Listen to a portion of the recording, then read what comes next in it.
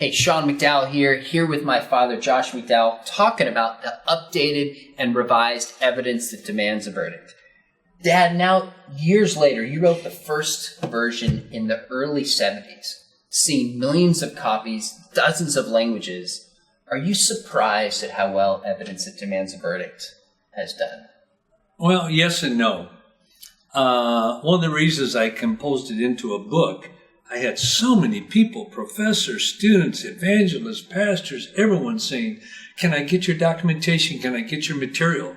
So I did a test run of about 28 pages printed off, 8.5 by 11.5 sheets with some of the evidence for the resurrection or the New Testament, and sold thousands of them. I made more money than anything I made. And I thought, this will go in a book. And so that's when, because so many people said, can I get it? And I said, yes, you can get anything I have. So I put it all in a book, all documented, and before it even came home to the press, it was a runaway bestseller, which I'm grateful for. Why do you think it's done so well? I can't personally go anywhere without meeting somebody say either this book helped them hold on to their faith or was a tool that God used to draw them to faith. What do you think it was about evidence that just really had such a massive impact? I think several reasons. When it first came out, there was nothing else out there like it. I mean, nothing else out there like it. So there wasn't any healthy, good competition. That's one of the reasons. Second, there was one book you could go to for so many of your questions and answers. And that met a need out there in culture in the church. And then third, it's quite authoritative. It's so documented. I tried to document everything there so they wouldn't have to trust me. They could go to the original sources. I would say that's some of the reasons why it went over so well around the world. In the big picture of things, how has culture changed since you first wrote it in the early 70s, decades later? Well, I learned that truth never changes, but critics do. And many of the critics have changed, not in a negative, in a positive way, where the questions being asked today, they're different questions for a different time period. So I felt if we do not upgrade and totally revise into a new book evidence, it'll go obsolete. For example, questions like, what is truth? That wasn't an issue 35, 40 years ago. Today, it's a huge... Can you know truth? Intellectual skepticism. Can you know history? Is there objective history? I felt that all these things had to be answered, or the evidence would not have the impact it should have without that context. Share what role evidence played in you coming to Christ. Was it just seeing the truth and the truth led you to Christ? Or what role did it play in the big picture of you going from agnostic, trying to disprove this, to becoming a believer? Well, I actually set out to write the first ever evidence demands a verdict against the Christian faith, to refute it. Because I truly believe that Christians were walking idiots. I met some. But then once I compiled all the evidence, it didn't bring me to Christ. Because my greatest barrier was not an intellectual barrier, even though most people think it was. My greatest barrier to coming to Christ was emotional. You say, what way? People would say, they'd know my background, they say, well, Josh, look, there's a heavenly Father, there's a loving Father in heaven who really loves you. That didn't bring me joy, that brought pain. Because of my relationship with my dad, I could not discern the difference between a human dad and a heavenly dad. To me, I grew up believing dads hurt you. My father hurt me. And so that was my biggest barrier. But once I became the Bible, I was convinced overwhelmingly it's true. Then and only then did I ever consider its message. Why read a book you don't think is viable? And when I read its message, what brought me to Christ was the love of God. I have loved you with an everlasting love. With tender kindness, I have drawn you. But here's where evidence played a role. God knew if I had not been convinced it was true, I would never, ever have considered its message. So God used evidence in my life to kind of put his foot in the door as I was slamming the door on him. And then with his love, he brought me to Christ.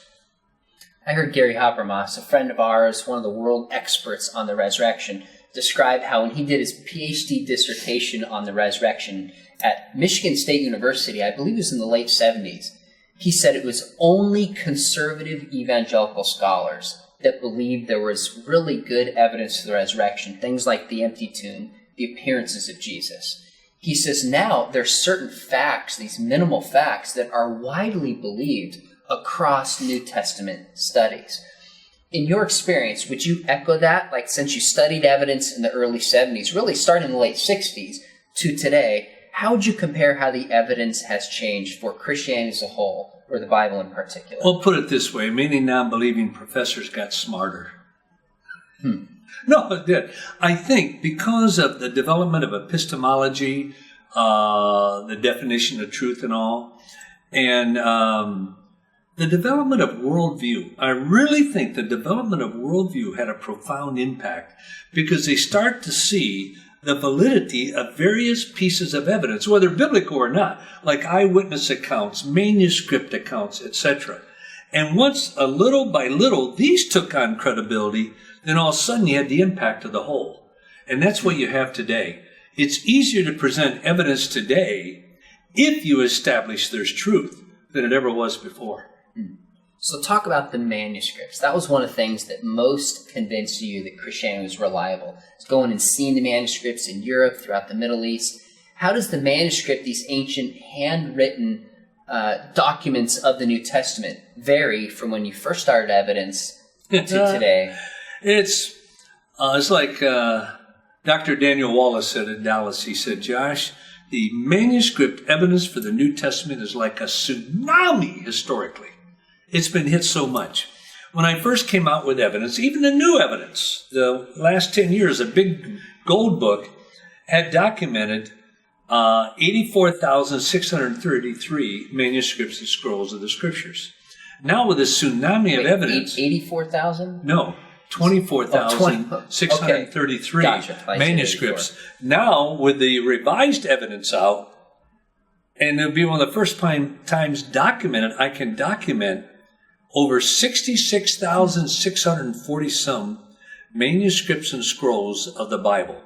The closest in all history is the Iliad with 1,800. 64,000 difference between the Bible and the number 2 in history in the Iliad. And this is why one of the top Greek scholars said, Josh, you can actually intellectually say now we have the exact wording of Jesus and the New Testament. We don't know exactly what it is. He said it's probably about 98%. I put it at 96. But he said, in all this abundance of scrolls and manuscripts of just the New Testament, we have the original words of Christ. Now, normally it would take you 25, 30, 40 years to find out what they are through research. But with the new software out, computers and all, I would say in 6, 7 years, somebody will be able to release and promote it, the exact words of Jesus and the New Testament writers. Wow. That's pretty powerful. I hear you say that. So, last question, last two questions. How is evidence different now from the last versions? How is this new updated and revised edition, say, different? Well, it's probably 70% different. Okay. One is the chapters we had to add because the questions are different. As I mentioned earlier on what is truth? Can you know truth? Intellectual skepticism. Can you understand history? Is there objective history? Some issues like that, we had to have entire chapters on it.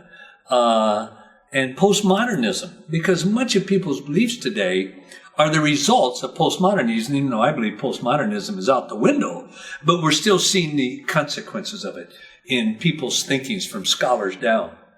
And so we have all that. And then we had to deal with some new issues on the patriarchs. Was Adam a real person? Did he exist? On many issues like that, they weren't that big of an issue 30, 40 years ago. Issues like the copycat claim, issues of other gospels. I would say the copycat chapters, which mainly you did.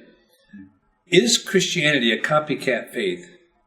I think is one of the best chapters in the book and one of the most unique chapters of any books out today.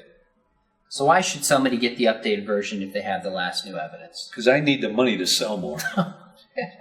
You don't get any money from I know it. it. All the royalties of my books are given away. The reason is it's 70% new. I just want you to be right up to the edge of where truth is today in the evidence. And you can only get that from evidence that demands a verdict. Dad, thanks for letting me partner with you on updating this. Thanks for letting me be your dad.